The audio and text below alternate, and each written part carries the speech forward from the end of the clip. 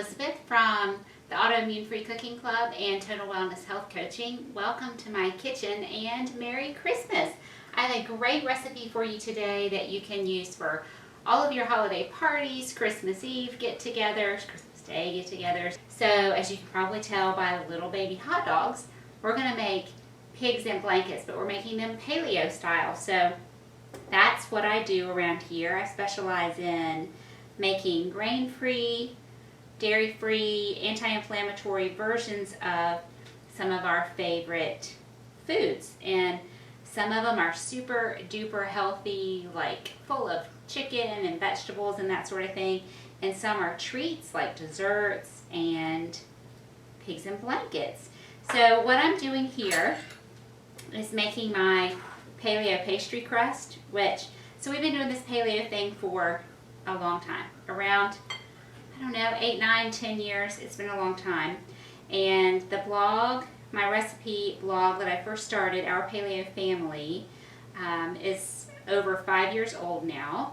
And one of the things that I really struggled with, I started the blog in October, and I was searching for the perfect pie crust recipe because pie is a big deal in my family. And it took me several holiday seasons to come up with what I thought was the perfect pastry crust recipe. And really, I have one that is for sweet applications like an apple pie or any of your sweet pies. And then I have another version that's just, slightly different, which is what I'm making today, which is for savory applications like chicken pot pie. So my website, the Autoimmune Free Cooking Club, is a membership site for people who want to manage their health with diet and lifestyle, or functional medicine is what we would call that.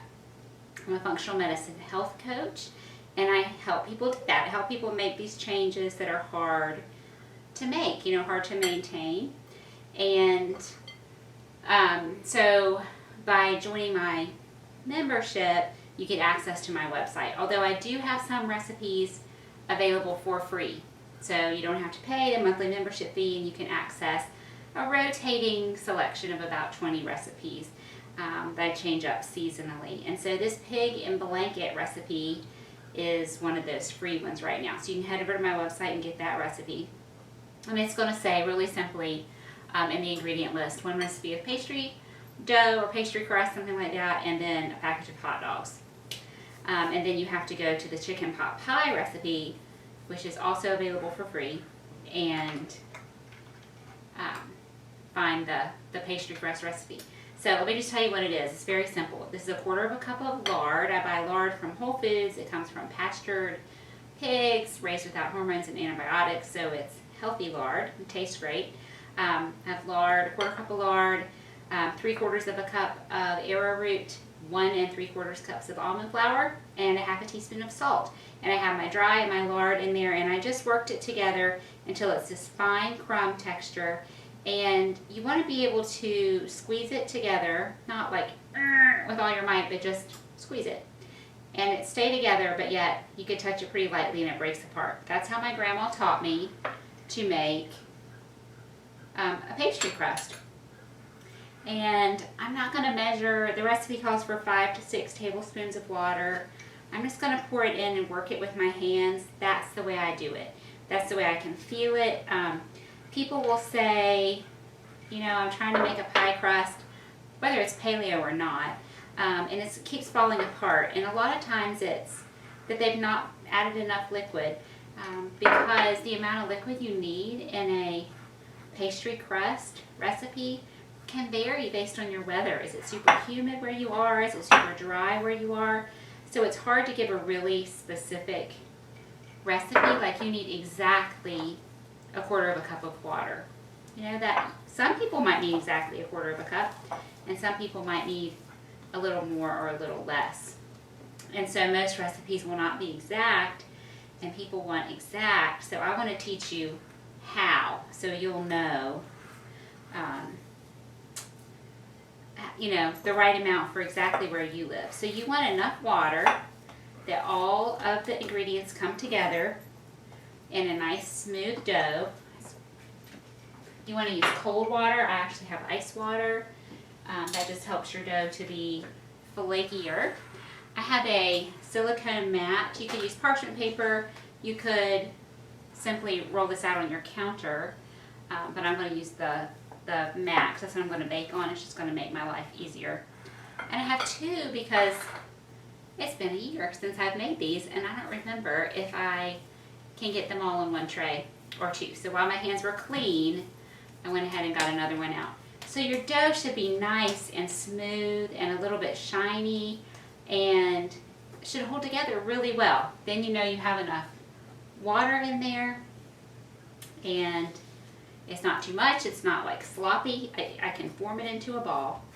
So you notice I divided my dough in two. This is just to make it easier to work with. And I'm going to roll it into a circle about, my instructions said 7 inches in diameter.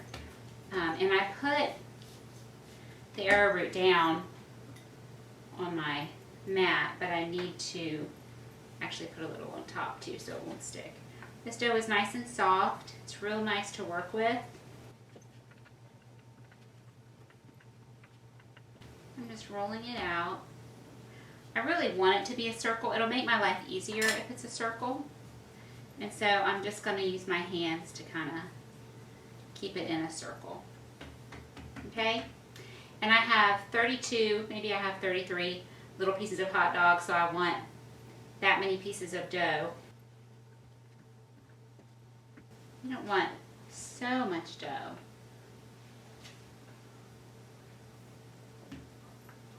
This little dark piece is just a dark piece of almond from my almond flour.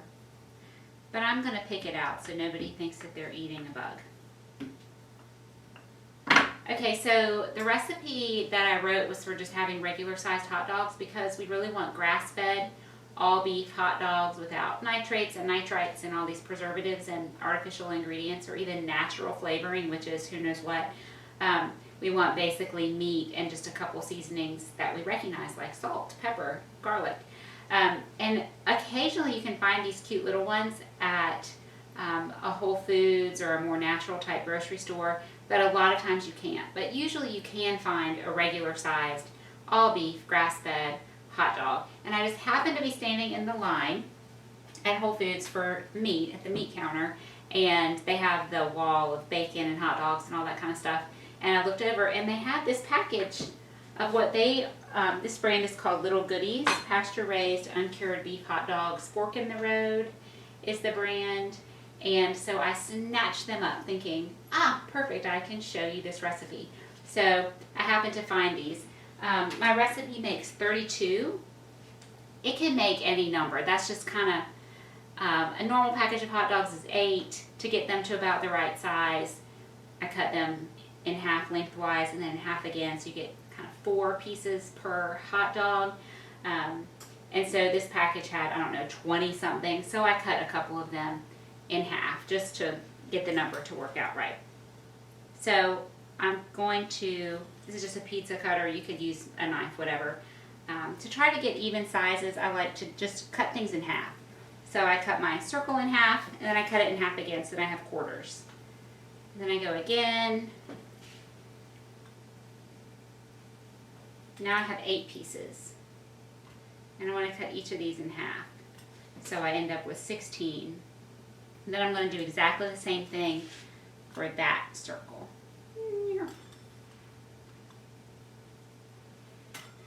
Okay, and actually I need one more tool out of my drawer. I got out my bench scraper, which would work, but I love this little thin Wilton spatula because I can get up under each piece. This dough, it holds together really nicely, but it's also a little bit fragile. So just be careful with it. So I roll these up in my hand. So I put the hot dog down on the fat end and just roll it up.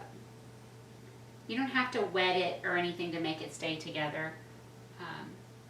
Sometimes the dough will crack and you might have to kind of press it together a little bit.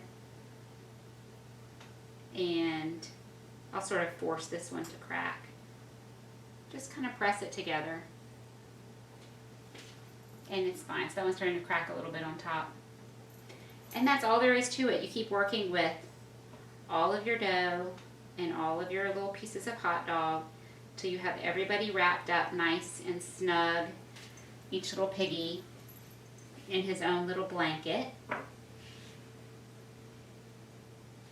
me just show you a couple more. So you see it kind of cracks right there? It's fine.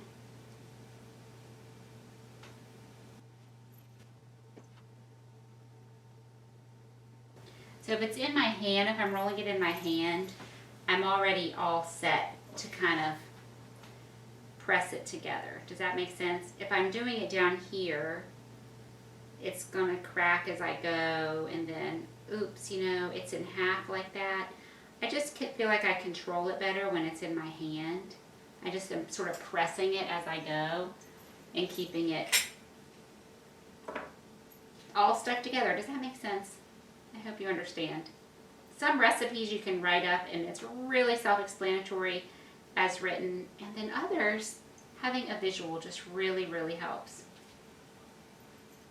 Okay, so I'm going to keep going. I'm going to do the rest of this group of 16, and then I'm going to roll those out, and I'm going to do the rest. And I'm going to put them in the oven at 375 for 30 minutes, and I don't have to do anything to them. In the oven at 375. And this will be a great recipe that you could make ahead of time. You could get them all ready, like we're doing right here, ready to bake, and then refrigerate, and you could bake them later. I would say up to a day later, and they would just have to bake for a few more minutes because they would be cold, going into your oven cold. Or you could go ahead and completely bake them, freeze them, and then pull them out and reheat them when it's party time. So this is a super great, easy, flexible recipe, and I can tell you that everybody loves them, and nobody will say, oh, those looked so good, but they weren't very good. They tasted like they were gluten-free or paleo. Are these paleo? No, they're going to say, those are the best pigs and blankets I've ever had. What kind of crescent roll dough did you use? And you'll say, oh, I just whipped up this real quick almond flour dough, and people will be super impressed and well-fed and happy, and nobody will be sick from eating all that gluten and processed stuff. So if that one completely came apart on me, no problem. It just squishes right back together. All right, I'm going to stop talking. I'm going to make these, and then I'm going to show them to you when they're all done. Alrighty, we're back. So I got all these cute little doggies wrapped up. Sorry, they're not doggies, they're piggies. Wrapped up in their blankets, and I did end up baking them on 2 trays. The dough kind of rises and expands a little bit. You could pack them in and get them all in 1 tray, but I put them on 2. My recipe called for baking them for 30 minutes, and I think I only had mine in for about 25. So watch them. There's obviously some variation depending on your oven and your altitude and all that kind of stuff. But they just get nice golden brown on the bottom, just slightly browned on top. You're just cooking your dough. You know, hot dogs are already cooked, so you want them warm all the way through, and your dough nice and crispy, and it'll be flaky. I cut this one in half to show you. You can cut them in half and they'll even stay together. I made a quick little sauce here because everything is better with sauce or gravy or something yummy like that. And let's see, in mine today I put ketchup and yellow mustard and some grainy mustard, a little bit of maple syrup for sweetness, and some hot sauce. But anything like that you would put on a hot dog, so ketchup, mustard, relish, mix those together, makes a great sauce. People love mayonnaise and sriracha together. That would be delicious. My mom used to make this, what I think she just called it quick barbecue sauce, and it would be ketchup, mustard, and brown sugar. Maybe a little Worcestershire sauce. We don't usually use Worcestershire sauce on a paleo diet. It's hard to find one with clean ingredients. But I might use some coconut aminos, which is our paleo version of soy sauce. Anyway, just mix up a bunch of saucy things and taste it until you have a taste that you like. Do you want it spicy? Do you want it more sweet? Do you want it spicy and sweet? And then dip your little doggies. Sorry, piggies.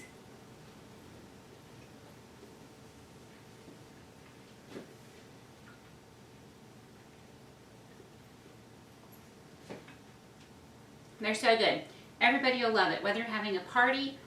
I don't know if we're going to be having parties by New Year's, you know, with the COVID stuff, but whatever kind of get together you're having, even if it's just 2 or 3 of you in your home, this is the sort of thing that people love. Everybody loves it. Kids, adults who think they're super fancy and stuffy, they love pigs in blankets. Everybody does. Everybody loves silly jewelry. It just makes you feel happy and festive. And you know what? 2020 has been kind of a strange, very hard year for a lot of people. And anything we can do to be fun, we should do. And you know what? It is not a party day in our house. It's just a regular day. And we're having pigs in blankets for dinner. Let me show you what else we're having. A bunch of zucchini, and I have some fresh fruit cut up into a fruit salad. So this is going to be dinner tonight. My children are not little bitty anymore. They are big teenagers, and they will be thrilled when they see that we're having pigs in blankets for dinner. And I hope you saw how easy this recipe was, how simple it was, even to make the homemade pastry crust. You don't need to buy it. You don't need to search high and low for gluten-free. I don't know that you can even buy a paleo pastry crust. We really want totally grain-free to be as anti-inflammatory as possible. It's super fast to put together with just a few simple ingredients. And I hope that you make this and make all the people in your life super happy and feel special. So happy holidays, everybody. Happy New Year. I hope that you're doing well, and I look forward to welcoming you back to my kitchen again next time. If you haven't already, leave a comment, just introduce yourself. We're a really kind, welcoming, helpful community here. Like, share, and subscribe. That's how we keep this channel going and show people that good food can be good for you. All right, thanks everybody. I'll see you next time.